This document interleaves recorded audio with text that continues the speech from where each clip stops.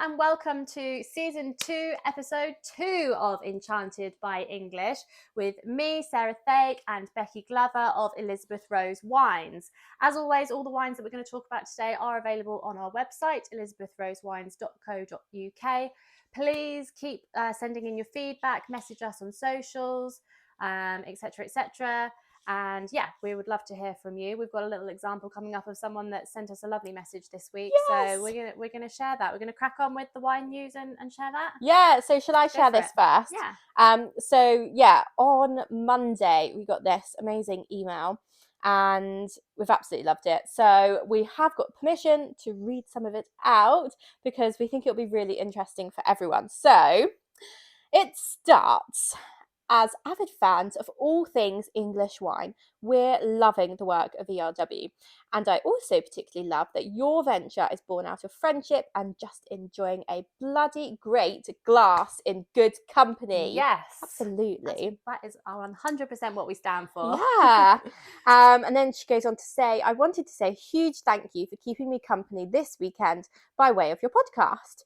It was rather soul and body destroying work, pulling out bramble hearts out of our field, but it was lovely to listen to your wine conversation. It really did feel like you were there with me. Although, thankfully for you, you weren't. Oh no, we would love to be there. We love being in a vineyard. Maybe not joining in with the hard labour, but And then she goes on to say something which actually cracked me up, which is one thing which I suspect might amuse you is during the wine news when Sarah was covering the review by Matthew Jukes, at the point of he said it launched into a commercial for a juice brand, which just involved the word juicy being sung a million times. Do you know that could have been relevant? Juicy. This is what he said about the wine. Juicy, juicy, juicy. She said it was a flawless transition, but when it didn't stop, I pulled my phone out of my pocket only to clock that YouTube had flipped me to an ad. I love that she didn't realise. Imagine, we would be good singers. We should start singing. We could do our own little the wine tasting notes. I don't think we're going to do that. I think that would be a disaster. So, yes, she said, I can't remember what Matthew said, something pretty incomprehensible, but it was definitely not so funny. Juicy. So we absolutely loved that. So we then continue to chat, and actually they are planting their very own vineyard. Amazing. So they're based in Essex, which obviously loads of you will know is a really up and coming sort of region for England. So they brought this derelict pear farm in December 2021. So the barn's obviously not in a very good state at the moment, but they're going to love them and bring them back. And eventually that will become their winery. Love that. And then on Wednesday this week, they actually planted their very first vines. That's so exciting. We were really kindly offered to go down and help out, I hope. I'd have helped out. I think we'd have had to. But unfortunately, we were both already booked out. So they have planted Sauvignon Blanc for some sparkling. We've been talking a lot about Sauvignon lately. And then 3 Burgundian Pinot Noir clones for their red and their rosé. Also Bacchus for the white. So they're going to have some really brilliant wines coming out. I'm sure of it. Lovely. So in a few years, yes, who knows, we might be stocking their wines, drinking their wines on this podcast. Who are they? Wine is TBC. Sorry, not wine's TBC. Vineyard name is TBC. So we shall see, but we'll hopefully we'll stay in the loop, stay updated, and we can keep everyone else thank you so in much the loop. So yeah, we absolutely loved that email. And anyone that emails in wants to talk to us, engage with us, please do. There is a little something in it for you too. So please do get in touch. Intriguing. Yeah, and I thought that was lovely. Oh, I love that. So I wanted to share that with everyone. Beautiful. What other, that is news, I think, new vineyard being planted. Yeah, definitely. What That's other good. news have you got? Well, on the subject of being invited places and not being able to go, Yes. we've had a few lovely invitations recently that with like less than a week's notice, and we would love to come out and see everybody. So do keep the invites coming, but we will need more than a week's notice. A good month is ideal, but we understand these things are sometimes last minute. So as much time as possible, we would love to come and cover everything. Put it on our YouTube channel, our social media, our newsletter, our blog, on our website. Yeah, we would love to on this show, obviously. So yeah, keep the invites coming, because we know we've been moaning about not getting invites, and then we've had a few invites and we've had to turn them down, so we're feeling a little bit glum about that. So do keep them coming, because yes, please. we want to come and join you and drink wines with you. There is no better place to be than in a vineyard, 100% drinking amazing wines. I know. So trust us when we say like that's pretty hard for us to turn down. Yes. And if we were free, we'd 100% be there. I know. But yeah, no, that's so true. Please keep inviting us. Yes. Oh, and this week we actually had one of our own tasting events, which was very much fun, wasn't it? We love hosting tasting events. Yes, it was really good. So I had like a mini tasting on Wednesday night, and then we had a large tasting on Friday night. So we've been out and about meeting loads of English wine lovers, and hopefully finding new English wine lovers, introducing them to things that they may not have tasted before. We certainly did that. Yes, so actually last night we were at a tasting in Essex. We've been to their wine club before, amazing group of people. This time we presented 6 sparkling wines. Yes, which really took them by surprise.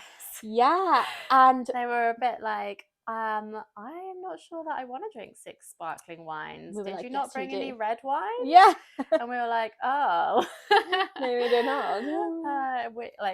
From our point of view, if someone turned up with 6 sparkling wines, we'd be like, score, get in, love sparkling wines. Yeah. So we hadn't really considered that. But luckily, by the end of the tasting, everybody was well on board the English sparkling wine train, I have to say. Everyone found a favourite. Most people liked 5 out of 6. Yes. So yeah, it was really, really good evening. And so those sorts of tasting events we will do for about, I mean, this is off the top of my head, but about £30 per head is the general going rate for depends for what a people tasting want, event. really. We can travel to present, and yeah, we really enjoy doing it. So if you want a tasting event, go ahead. Or along the same lines, if you don't want an event but you do still want to learn about English wine from us, get one of our subscription boxes. The first one is going out Monday, and it's really exciting. We've recorded all the content. It's all ready to share, and we are ready to take you on a journey through all styles of English wine. So you're going to get some curveballs in there. It's not going to be necessarily what you expect. You're going to find some new favorites, and you're going to have fun, most importantly, whilst you're doing it, because all our little videos normally end up in chaos anyway. So yeah, so as Sarah said, what happens is you sign up to the subscription box, and there are various different levels, so you can pick whatever works best for you. But then every month you get a delivery of some amazing wines, but also with that delivery is a QR code, so you can scan that QR code and sort of watch and listen to us and taste along. We're going to make sure those QR codes are emailed, because we think personally we might lose the paper copies very easily. I mean, this was the whole point, wasn't it? When we were talking about it, when people get printed tasting notes, they end up in the recycling before you've opened the wine. So we said about the QR codes, and if these are emailed to you, they're in your pocket all the time. They're on your email account. It's absolutely fine. No worries. You've got it. It's there. So our hope is that everyone opens that box with amazing excitement. So they pull out the wines and then they sit down one evening, whenever is best for them, and they can turn on the videos. The videos aren't long, don't worry, we're not waffling around all of the different sort of technicalities of the wine, but we are talking you through the wine, the vineyard, and what makes that unique. Yeah. So we really hope you'll enjoy it. We definitely would if that was us receiving those boxes. Yes. And hopefully it's a little bit different as well, because you get us explaining the wines to you. So yeah, you can still sign up, you can cancel at any time, you can pause. Yes. It's completely flexible, completely works around you guys. So we really hope you enjoy it. Yeah, definitely. And I'd also point out, despite having done tons of market research and asking people what they wanted and then ending up doing 2 bottles and 3 bottle options, someone has requested a 6 bottle option. So I'm going to do it. Yes. We've got a lot more recording to do for that one, but the 6 bottle subscription case will be going live very shortly. So look out for that one. And whilst we're on the sort of theme of our website and what we're doing, etc., we have got a new Coronation case that's going to be launched soon. Mm-hmm. So absolutely the right thing to pair with a Coronation is English sparkling wine. I've actually seen some big retailers promoting the King's Coronation with other wine. Oh, with champagne and I'm like, such like. Yes, this is I've seen this as well. ridiculous. Why are we drinking anything but English 100%. for a King's Coronation? That's disturbing Don't be to me. ridiculous, everybody. So come on our website. You can get your Coronation case, or you can pick and choose whatever you want for the Coronation as well. Perfect time. There's also other events going on around the Coronation, so make sure you're looking at your local vineyards, or maybe not even local. Go on a little trip, enjoy the King's Coronation with a glass or 2. Oh yes, please. And enjoy our country. We can be patriotic for once. Absolutely, and so we should be. Yes, definitely. The other thing I was going to mention is what's happening in the vineyards at this time of year. Are we at Budburst yet? Yeah, so we visited a newish vineyard last week. We went to Riverview. We did. We absolutely love their Chardonnay. We've obviously banged on about it loads before. We're nicely stocked up with it, so you can come and try it for yourselves. But we visited their vineyard, and they were telling us about the frost that's kind of tempting everyone at the moment. Like, oh, I might be frosty tonight. I might not be frosty tonight.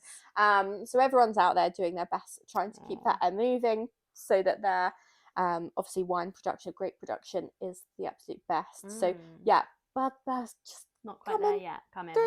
Needs a bit more sunshine, please, yes, and a bit more heat. Somebody could put a word in.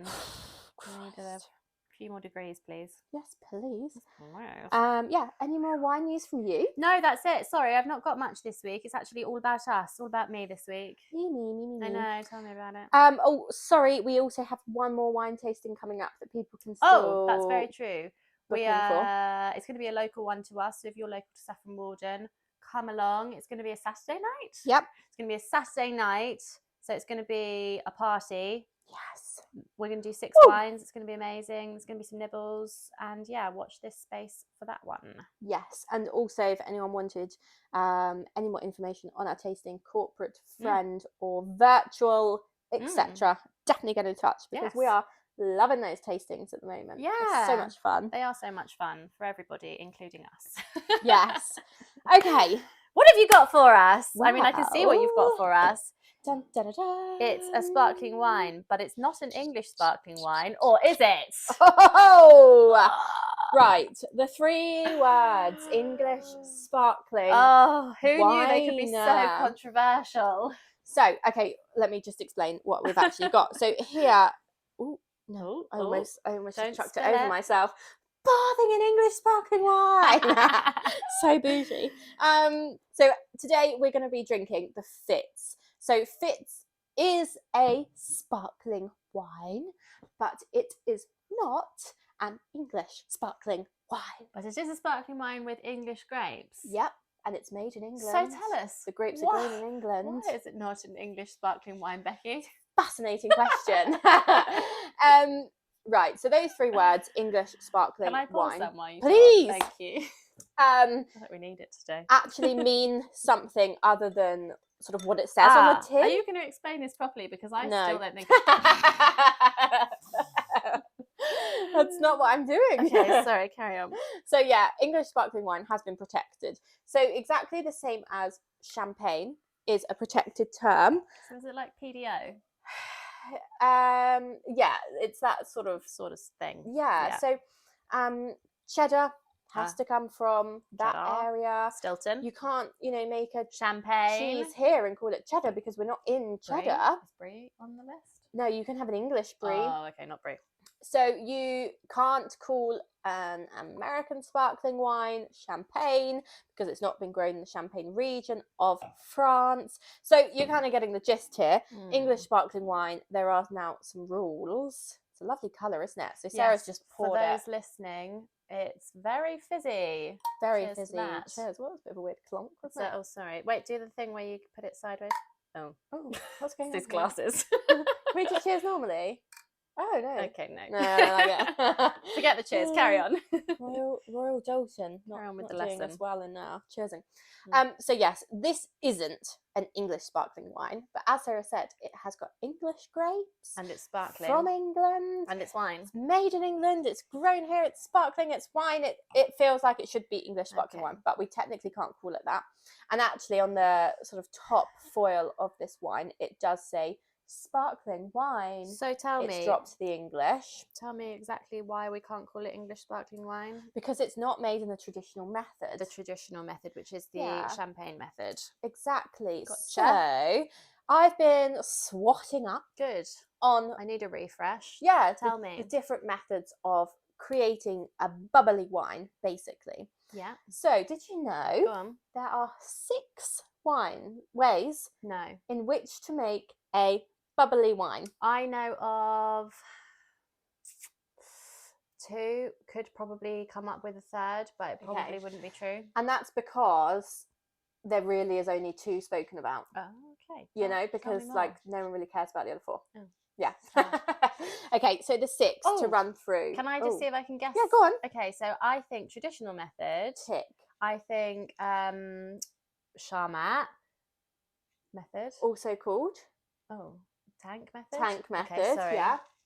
Back to school. And I think of Pet Nat. Oh, okay, which is like very natural. Which is a naturally sparkling. Natural wine, yeah. Oh, well, sometimes, yeah. Sometimes it can be a little natural. So, is that on the list? No, but I think the term is slightly different. So yes, what you're talking about, but the term is different. So if I run down, tell me. Traditional methods. Yes. Everyone knows the traditional methods as like the champagne Everyone method. knows and loves the traditional method. But what people forget about the traditional method is it's not just champagne that does it. No. So who else is on this list? Right. English sparkling wine. Yeah. We've talked about. Who else can you think Carver. of? Yeah. English sparkling. Carver is traditional method. Yeah. Cremant. Yeah. Traditional method. Don't know. Tell me. South African wines. Oh yes, what do they call them? Cap Classique. They do. Which is funny. Why do they call it Cap Classique? Because they can. Okay. Yeah. So why not? It's not just champagne that makes it in that way, but that's usually what everyone thinks of when they hear traditional method. Yes. But the other methods are tank method, Prosecco, transfer method. Tell me more. Right, I can tell you more because I've got it all here. It's a little bit different in the fact that it's usually for small and large bottles. So if you think about, we do the half bottle night timbers. You could think about the massive 3-litre bottles. So, are you telling me that they do it in the traditional method and then transfer it into a different format? Oh, that's tasting delicious, by the way. It is lovely, actually. I didn't comment on that at all, and I apologise. It is beautiful, this wine. And this is tank method. Yeah. Correct. Yeah. Okay, so the transfer method then, if we talk about that.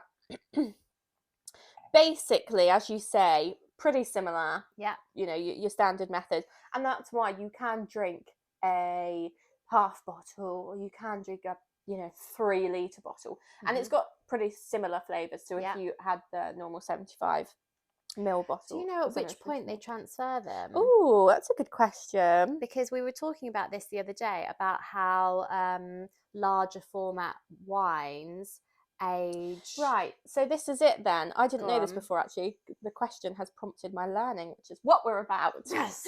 Okay, so it's identical to the traditional method, so that's why you still get the same sort of flavours, etc. Yep. But then they don't riddle it, technical term, for twisting the bottles round and round to get the yeast down to the bottom of the bottle, which I'll explain a bit more. But they don't do that. And they're not going to obviously freeze the yeast and disgorge it.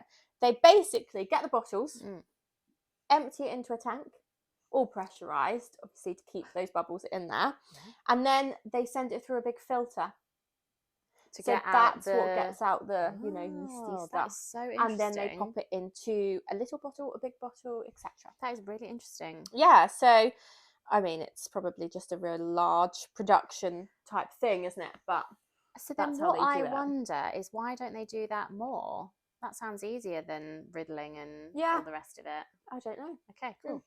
The next method is the Ancestral method. Ooh. So one of the very first types of method. The continuous method and carbonation, or carbonation. Sorry, I added a little bit more in there. Yeah. So that carbonation is just like a soda stream. Yeah. Where you've pump the bubbles got in. your wine, chuck some bubbles in, you're done. So the thing with Charmat that I sometimes forget is that they do have 2 fermentations. They do, yeah. And I think a lot of people forget that. It's quite easy to consider tank method or Charmat method the same as carbonation, I think. A lot of people think carbonation I definitely is did Charmat, used to think yeah. Yes. So, traditional method, let's walk everyone through the process. You skimmed one there. Continuous method. Continuous method and ancestral. Okay. Well, should we go through each in detail? Sorry, we're going to do them all in Should we logicalize this? Okay. Yes, teacher. Let's start from the top. From the top. Traditional method. Traditional method. The most popular, I would say, for a lot of wines that people will be drinking. So traditional method. We pick the grapes. We chuck them all in a nice little squisher. We get all of that lovely juice to come off of it, and it goes into a tank. Now that tank is where it will turn from juice to alcoholic juice. So once that's done, they then will take that out of the tank and put it into bottles. So your standard champagne bottle. So the bottle that you're buying on a shelf, that's what they're putting it into. Into that bottle, they're also going to put a little bit of sugar, a little bit of yeast, and then put a little cap on top, like a beer cap. I've seen those. And they let that do its second fermentation in the bottle. So now that yeast and that sort of mixture that they're putting in, that sort of kicks off that fermentation. Woo. And it's going to be like, let's go. And part of that is bubbles. And so is that lees? Yes. Right. Yeah, so the yeasty goodness. So when we say lees aging or aging on the lees, that is the amount of time in the bottle with the yeast or sugars. Yeah, the mixture of both. Okay, fine. Before they pop the old top off. Yeah. So that is lees aging, and then once they've popped the top off, filled it up, corked it, then if it ages more, that's bottle aging. Yes. So they're the sort of technical terms you'll hear. Yeah. So the aging, anything from about 9 months to 5 years, the lees aging. To how many years? 5. Wowzers. So actually, one of the wines that we've got in stock, the Hazel End 3 Squirrels, which are heritage grape varieties, but made in traditional method, they do 5 years. That's amazing. Of aging. So I adore that wine. It's really good, isn't it? It's really good really and ridiculously good value. Go and check it out immediately. £25. It's actually ridiculous. Really good value. It's a 2015 vintage that we've got in at the moment.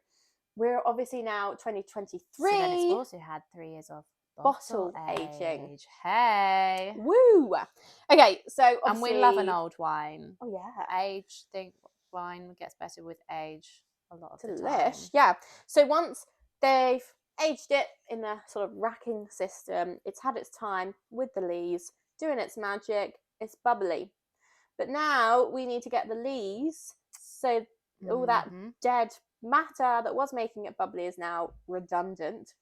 People don't want that in their drink. Not really, no. You don't want, bits and bobs floating around in your glass. No, it looks very pretty as it is. I don't want anything floating around in it other than bubbles. Yes. So they're going to now have to take that sort of dead yeast out. So what they do is something called riddling. So that's where they gently move all of those lees together and at the neck of the bottle. So they twisty, turny, so that eventually the bottle is the other way up. Yeah, we're going to do it at the bottle. And then what they do is they freeze it. They freeze the neck of the bottle, which also then obviously freezes the contents in the neck.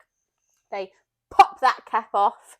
And the pressure from the bubbles shoots that yeast out. And then they will probably have to top it up because they'll lose a little bit of juice too, a little bit of the wine. And then, so they top it up. And at this stage, they could put a little bit of sugar in there if they wanted to. Ooh, interesting. And then the cork goes on, cage goes on, foil goes on, and we have our finished wine. Lovely. So that's traditional method. Now, that's a lot. It's a lot of time, a lot of investment. So all of that, I mean, obviously, depending on how long they lees age. Yeah. So you're saying is there like a minimum?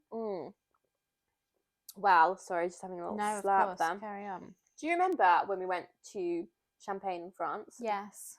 And we went to, oh my God. Ruinart. I just went out of my head then. Oh my God. How is that possible? In France, in our France. Yeah, we couldn't pronounce it. We still can't. She said their Yes. absolute minimum For Ruinart specifically. Yes, for their sort of house. And obviously everyone will have their own sort of different, way of doing it. And in France, they're very protective of that, aren't they? They're different champagne houses. For sure. She said absolute minimum 2 years. That's like Billy basic for them. And so that is not a Billy basic wine. No. Okay, so say if you wanted to make something pretty standard, you're talking 2 years. Yeah, I mean, you could do it quicker, I think, maybe a year and a half. Okay. But most people, and the English wine producers that we see that are making traditional method, usually are doing 2 years plus. What did we have the other day? We did something and it was 30 months on lees. I think that was the Saffron Grange Classic Cuvée from memory. 30 months. 30 months on lees. And then 2.5 years. Yeah, as we said, Hazel End, Three Squirrels do 5 years. So it really depends. I think it depends on the particular grapes that year, how they're doing, how they're aging. It's a very particular winemaking sort of vibe and what they're going for particularly. Yes. Okay, so this is because the lees aging affects the taste of the wine. It does. The longer it's had on lees, normally the more biscuity, bready flavours you're going to get on the wine. Yeah, it gives you that kind of creamy, rounded flavour. Yes. Whereas if it's a little bit quicker on lees, then you're more likely to get this like sort of hint crisper, zestier flavours without that sort of, I see, baked apple side of it, and it'll be like green apple side, and all of that sort of creamy flavour won't really be there, isn't it? Yeah, so it's a lot of time and a lot of investment really makes in a that. Difference. Yeah. So that's the traditional method, which most people, I think how things are made. I would automatically go, well, that's how it's made. It's 2 fermentations, 1 in a tank, 1 in a bottle. Right, yes. That's where my mind goes. However, there are wines that then do the tank method, which Charmat method, obviously, as you've said, depends how you want to say it, is how the Fitz is created. This wine. Which is what we're tasting at the moment. Yes. So this wine is a little bit cheaper. It's 22-ish pounds. And that's probably because it hasn't had quite as much investment in the making side of it, like time-wise, I mean. Yeah. So the way that they do tank method, Charmat method, it's still 2 fermentations, Mm-hmm. but both are within a tank environment. So do they change tanks? Do you know, I don't actually know. So how does The that work thing then? is, in the tank method, you know, in the traditional method, they'll do 1 in tank, and Yeah. then in the bottle, they will put the yeast and the bit of sugar and however they want it to be. Yeah. This way, they get your tank, you chuck in all of your grape juices and your yeast and your little bit of sugar or whatever you want to be in there. Yeah. So you're basically just whacking it all in. But it's all doing its thing. in a metal tank, all pressurized, so it can take obviously that bubble effect. Yeah. But yeah, it's a little bit quicker. I mean, it's quite a lot quicker because this fermentation will take about 10 days to get those bubbles. And so this Not is why 2 years. these wines and Prosecco as well don't have that biscuity, bready sort of character element to them. Yes. They're just fresh fruit, dry, you know, fun. More in my head, it's more of a sip fun. it, you know, don't think about it quite as much. And actually, the tasting that we went to, that we spoke about with the 6 sparkling wines that we were tasting back to back, which we've never done before with those wines. 5 of them were traditional methods, and then we also took the Fitz. And for us, it was really interesting to taste traditional methods alongside this method because you do really notice the difference. Whereas when we're just drinking this now on its own, you think, lovely, delicious wine. Yes. You don't really think like, oh, you know, it's not quite as bready maybe. It's only if you compared it back to back that you would ever get that. Yeah. So this wine for me is all like nectarines and peaches. So if you like stone fruits in your wine, then this really is the sparkling wine for you. In terms of like similarities to Prosecco, I would say it's similar in the fact that it is sparkling and white and not traditional bready. Yeah. It's fruity, but with Prosecco, I can never pick out fruit. I don't know about you. It tastes like just wine. Smells like Prosecco, tastes like Prosecco. I don't know where I lose the fruit in there, but I do. Maybe it's the Glera grape and I just don't get along. But with this, I mean, I think they use a blend of grapes in here. Including Chardonnay, Sauvals in there. Yeah, they've got a whole blend in there. Yeah. And the Fitz, whilst they are based on the southeast coast, the grapes come from all over. So they go out, pick the very best of what they want, bring it back, blend it, and make it in this method. So their whole brand is about doing things differently, doing things their way, and rebelling. Yeah, even on the back of the bottle it says rulers breed rebels, and the name even fits. Yes, I know this story. Yeah. So the name Fitz, apparently the name Fitzroy is Anglo-Saxon for illegitimate child of the king.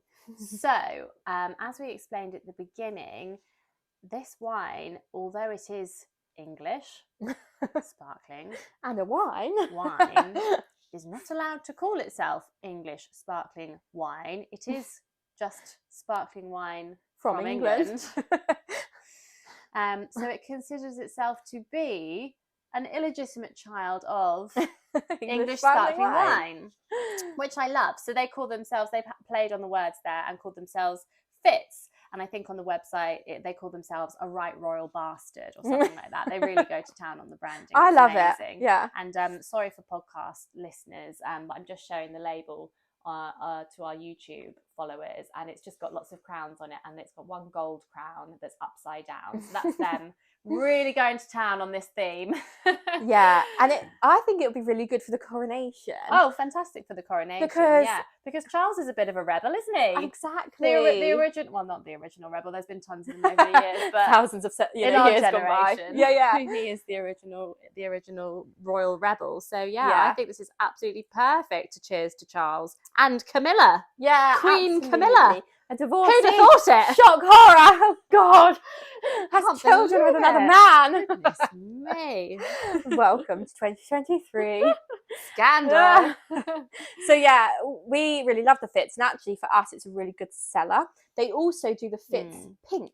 So Oh, as I you love would that imagine, wine. it's pink, and it is really pink. It's actually, really isn't it? pink. It's really fun. Yes, but it's not. It's still a dry style wine. It's It's it's not not super a sweet or wine. anything. No, and we've just ordered a load more of this in because it was Oh, flying. yeah, people are getting it in for the coronation, I think. Yeah, absolutely. So actually, sorry, just to go back to this tank method. Yes. All in a tank, chuck it all in, Love bubble, it. bubble, bubble, wonderful. But Yes. then you might still think, but hold on, guys, yeast. Get rid of it. We've got yeast in there. How Get are we it getting rid out. of it? Like, we're not riddling. How's it getting it out? Put it through a sieve. Basically, no. I was going to say basically, yeah. No, actually, that's not right. It's not a sieve. It's not a sieve. Tell me more. Could you imagine Yeah, one big sieve. like, Ready? one big warehouse with a sieve in the middle. And then goes our yeast. Catch it in the bottles. No, but it is like a system whereby the wine works its way through and it's filtered. Yeah. And then a again, professional way to do it. they pop it in the bottle, and they might do a little bit of dosage, play around with the sugars and whatnot, however they want that wine to be. Nice. So that is the tank method. Love it. So yeah, producing delicious wine from England that is sparkling, but isn't English sparkling. wine. Do we know of any others that are doing it this way? Oh, good question. I don't know the answer. I'm just putting it out there. No, not off the top of my head. I mean, I'm sure that there will be somebody, but I don't know who that somebody is. Yeah. Everyone seems to be doing traditional method. Yeah, which is interesting. It is interesting, considering there is a fair amount of experimentation in this country in winemaking.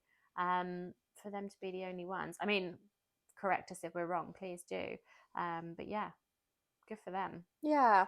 And I know that they did it out of a want to not just fill a gap in the market, the gap being the difference between Prosecco and English sparkling wine, but they did it because they wanted to make a really yummy, approachable, fun, reasonably priced sparkling wine from England. Yeah, and so actually at the tasting... I think they've smashed that brief. Definitely. Yeah. At the tasting we had last night, we actually had one gentleman saying he thinks this would be a wonderful wedding wine. Yeah, he did say that. Because it's so sippable and it's so sort of easy and approachable.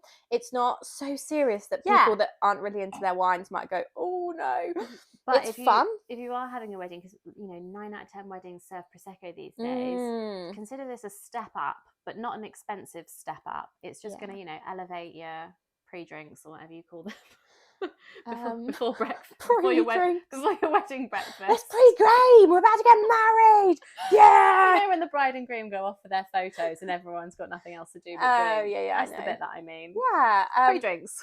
Pre-drinks for adults. What do people that get married call that? I don't know. They don't care because they're off doing their photos. Yeah, exactly. Anyway, all the wedding guests just want to drink by that point. Yeah, exactly. Find something to eat. That's the point at which I go, is it Prosecco? Oh, yeah. I'll go to the bar. I'll get myself something. Don't worry. Exactly. Don't worry. No, really, don't worry. No, really. But the bar is open. Yeah. Oh, God, yeah. The bar's not open. I'm screwed. What were we saying? We were talking about that is the tank method. Yes, sorry. I was getting waylaid by weddings there. And also, if anyone's having a wedding, get in touch. We love a wedding. Yeah, we do. We're not suggesting we're going to attend to a wedding. Send us an invitation. What do you mean? I'll come. All right, yeah, sure.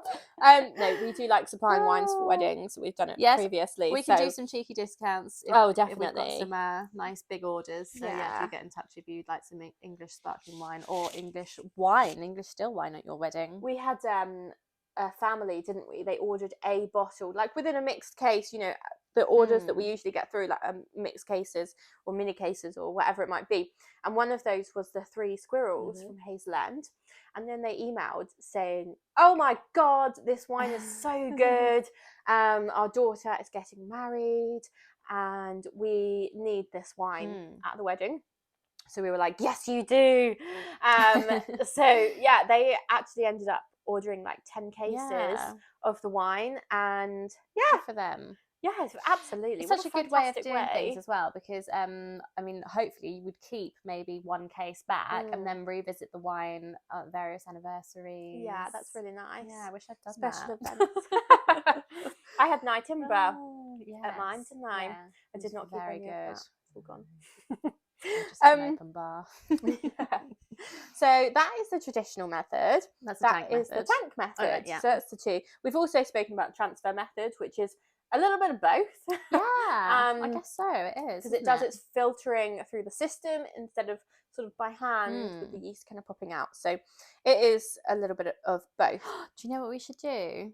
Oh my god, science experiment. Well, it's almost. Yes, We should. love it.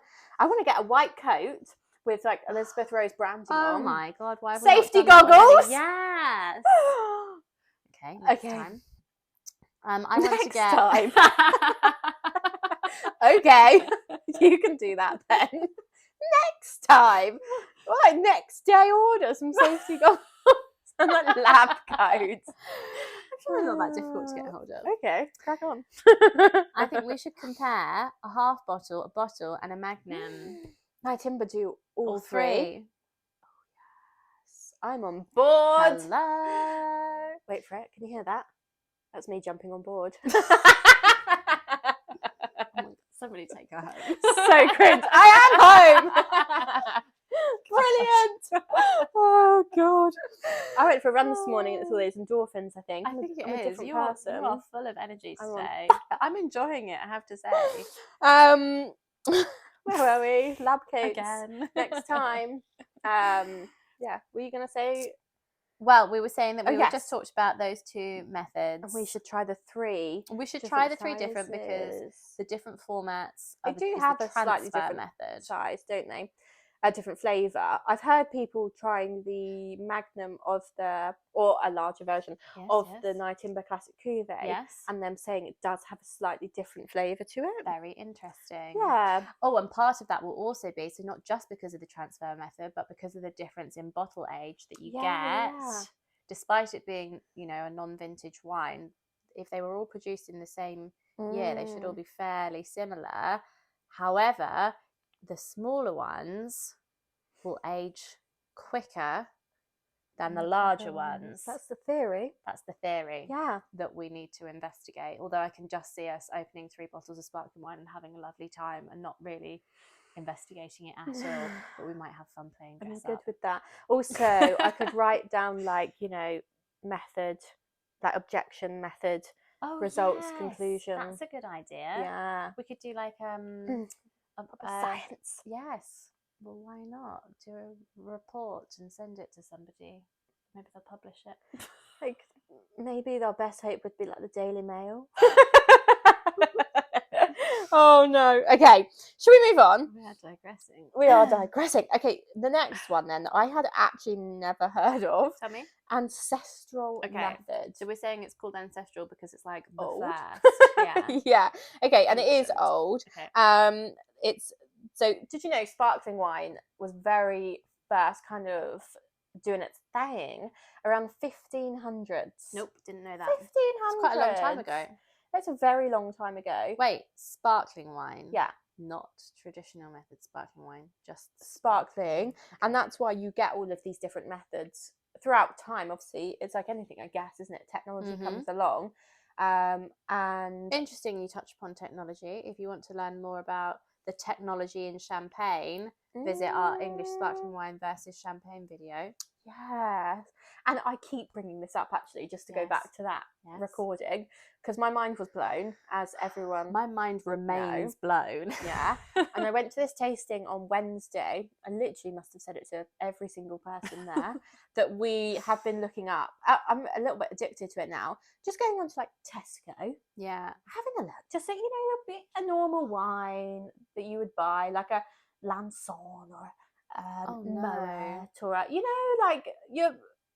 the ones that are on every single shelf. Listen, in a Tesco, in my head, a Lanson is worth is priced at like £25. It's not though, is it? Tell me. 40 quid. No. Easy. For any of those like basic bog standard wines that you'll find. Moet, I find it really upsetting. Veuve, Lanson, all of the big brand names. And then, so we keep saying to people, oh no, English sparkling wine, it's really good, it's worth the extra money. And then we compare the prices. And then we realise it's not extra money. There's no extra money involved. It's quite the opposite. You can save yourself a tenner and get something that's from down the road i.e. environmentally friendly tick. Absolutely. From a family-run small business, hello, friendly business Tick a tick, doodle. and is made mostly in the same way as champagne, with the same love, the same sort of professionalism, much smaller bottle quantities, so thousands instead of millions, and you can save yourself £10. Yeah, like, exactly. it's such a It's the opposite of mind-blowing how thing. you think about luxury goods Yeah. and luxury retail. Yeah. In the luxury market, things are scarce. You know, they're only going to release like one Hermes Birkin this year or whatever. I don't know the statistics behind that. I'm way off being able to afford one of those. However, I know there's someone that I follow actually on Instagram who's into his watches, and he says the same about Rolex. Like, if you walk into a Rolex shop, they will say walk away. Well, that's how they keep, it's supply and demand, isn't it? Yes. That's how you keep the price high. Yes. Is by keeping the supply low, the demand high. Yes. Equals high price. But it's different exactly in that. English wine. It's it's supply and demand, but it is not real scarcity. No, it's all, the products are there Yeah. in their millions. Yeah. They're just trying to fake scarcity. It's the same Whereas as English sparkling wine is scarce. Yeah, it's the same as new build housing in the UK. They release them in tranches, so that the price remains high because the supply is still Because low. if there were so many, Yeah, it would bring the price down because people have the choice. Word. It's happening all Learning the all sorts. time. So many life lessons. There we go. Buy English sparkling wine, not champagne. The one lesson. So yeah, it's something It's that amazing, I'm isn't it, always though? banging on about now. I just Yeah. think it's ridiculous value for money. If you look at the bigger picture of what you're actually getting, it's much better value for money. And now we just need the government to change the duty rules to promote English wine again. Yeah. So you should really dig down into that one again. Dom Perignon. Oh God, don't even. 5 million bottles per vintage. Available in every wine merchants around the world. English sparkling wine. Available from us. Even now I'm just going to check this. Yeah. Isn't it not even available from some retailers? Like, like department stores. Yeah, I'm pretty sure like Harrods, Selfridges, they'll all... They have wine shops there. Yeah, it's not like you have to, knock 3 times, do a funny handshake, say the magic word, and then you get the opportunity to be able to buy. No, exactly. They're not even faking... Well, they are faking scarcity in respect of the way that they market. It's all marketing. It's rich people convincing you of things. Oh, we're going off on one now. Convincing you of things that are just not true. Anyway. No. And we're here to break that open. Yes. It's like a panorama. Oh my gosh. Okay, anyway, to get back on track, the next one is Ancestral method. Oh, so yes, sorry, do tell. This blows my mind a bit. Oh, does it? Yeah. Love that. So it uses really, really cold temperatures to pause the natural fermentation, that's going on. Yes. So they pause it for a couple of months, and then they bottle it, and then they finish the fermentation. Why? That's what creates all of the bubbles, because it traps it inside the bottle. Do it again.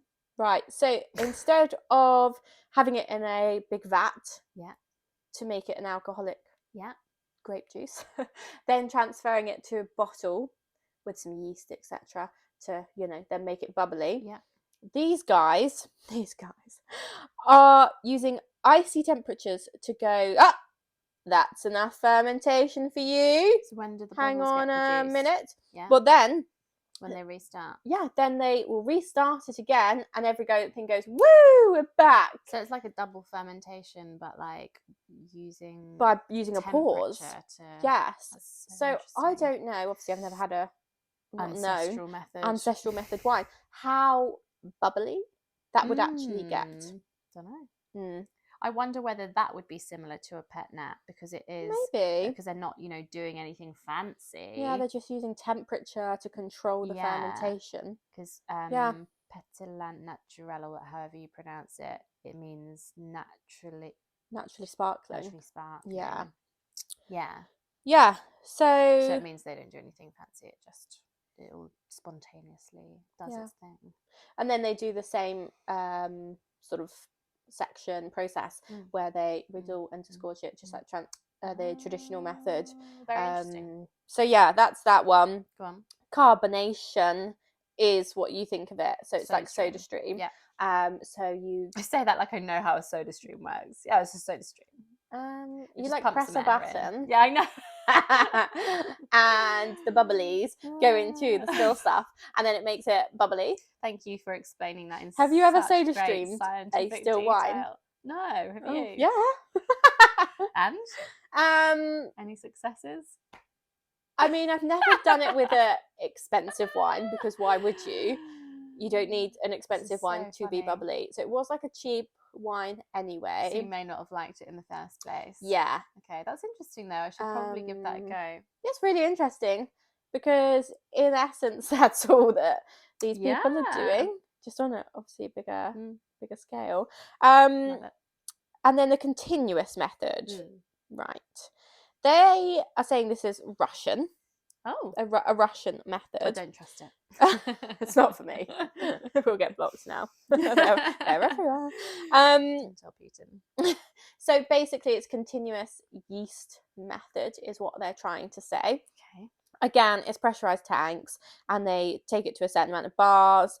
Then it's moved to another tank, and they pop a little bit more yeasty in there. So, i.e., continuous yeast method is what they're trying to say. They're continuously adding it in. Okay. And then they're gonna just filter it. But the process takes about a month, so there isn't much investment time in there again. Okay. So a bit like the tank method. Longer than tank, but longer not much. Carbonation, which you not know. many people do, but yes. So yeah, apparently, yes, I've never tried one, but apparently there are companies, Germany, Portugal, and Russia, that are doing this. That's interesting. Kind of malarkey. I would be interested to taste that. Do you know what I would love to taste? All of them. One from each method, like back to back, and see. I guess it's not actually a good comparison, because it's not the exact same grapes from the exact same vineyard and stuff, but it would give you an idea. Now, something else that blew my mind when I was researching this. Did you know? You're probably going to be like, yeah, everyone knows that. The bubbles in a wine are a direct correlation from the amount of pressure. No, I did not know. Yes. Oh, I mean, I'm not going to say that I didn't know, but I did know that you can do different levels of pressure, because I remember speaking to the guy whose name I've forgotten at Langham about this. Oh yeah, because their sparkling that we really had enjoyed, lovely wines. Yeah, is deliberately lower pressure, because it's designed for food. Because when you're eating, it's fair. You don't want your mouth to like be exploding with bubbles. When you're eating. So yeah. So that's all I knew about that though. The higher the pressure, the finer the bubble. Oh. So the more delicate the bubble would be, and I guess the more sort of punchy, you get that persistent in your mouth with the bubbles. But I guess if it's a lower pressure, the bubbles are bigger, but they're probably a bit more a delicate mousse versus a persistent mousse. There we go. Yes. Hey-o. And the amount of bubbles in your wine have technical terms. Now, yes. So you can have sparkling wine that's sparkling, sparkling wine that's very sparkling, somewhere in the middle, So, okay, there are 3 different levels. Yes. The first, which is the least sparkly, is called beady. Stop it. So this is just where it's a little bit sparkly, and you would just see it like on the edge, just like a bit, just more of a zest, I guess, than a punchy bubble. Beady is what they call it.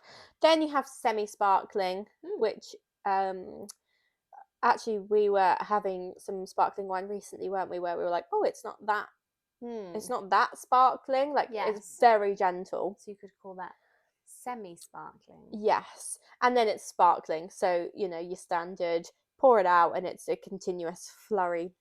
What about bubbles. when it does like explode in your mouth and come out your nose? What do they call that? Stupid. Slow down. Yeah, desperate. I think they call it desperate. So each one, it is technical term. It's different, like PSI for each one. Interesting. I did not know that. Oh yes, PSI. I've heard that. Okay. Yeah, so pounds per square inch, which is what you would get in your tires. What you get. That's where I've heard it. Yes. What you get, There's me thinking, I know all these wine terms. Like, no, just I know your car. Yeah. When the sort of cork goes yes. straight out of the bottle, and like there's some weird and wonderful stats, aren't there, about how many corks kill people every year. Yeah. And I think it's more than shark attacks. I'm certain of it. Yeah, so that amount of pressure is that why yesterday when I opened all the sparkling wines yesterday, pat on the back to me, and every time I opened one, like Becky would be stood there and she would like cower. She's literally like, hold on a minute. I was not. I think it's because you've been researching it and you've seen this stuff. Yes. So now it's in your head. It's very dangerous, That is actually really reckless to open. It's wild. Sparkling wine. There I am, handing out the little handouts. And then I come back for like, war. Do you know what we should also do an episode on? Yes. Sabrage. Oh, okay, yeah. Have you ever? No, I've not either. So for people that don't know them, you get your bottle. You see them on Instagram and stuff because it looks quite fun. So they've got a sword. Sorry for people that are listening. You'll have to imagine you've got a sword or a knife in your hand, Bic, and you have a. You've got what? Sorry, Bic. Oh yeah, okay. Well, I'm assessing the scene. All right, people listening. I've got a pen in one hand, and a bottle of wine in the other. Anyway, imagine that's a sword. I've got a sword and a corked. We've got a sword in the other room. Okay, so we can do this. We can try it. Yeah. So for some reason they go like this, don't they? Mm-hmm. And they rub the neck for a bit, and then they just flick it off the end. And the bottle. Yes. It's not just the cork that comes out. So it's got to be something to do with the pressure. That it is, yeah. And apparently, I was reading up on how you do it once upon a time. There's a line in the bottle. There you go. Yes. So you do it along the line? Yeah, so where the glass bottle is manufactured, obviously it has its slight weaknesses. It's a thick bottle because it needs to deal with all of this PSI. But so you do it, you have to line that up, and it's it gets. But everyone has seen like the videos where it goes wrong, right? And they like either drop the entire bottle, smash the bottle in half, or the bottle like literally just explodes in their hand, and it's usually like an expensive we should do it with like Prosecco. Practice rounds, because otherwise imagine if we had something nice and then that would really get to me. I can't do that. So there we go. Thank you, Becky. That was bloody amazing. I've had a wonderful time. I'm really enjoying this Fitz Fitz Sparkling Wine made in England. Yeah, say it correctly. The police will come and get you. Yeah, oh my goodness, the wine police.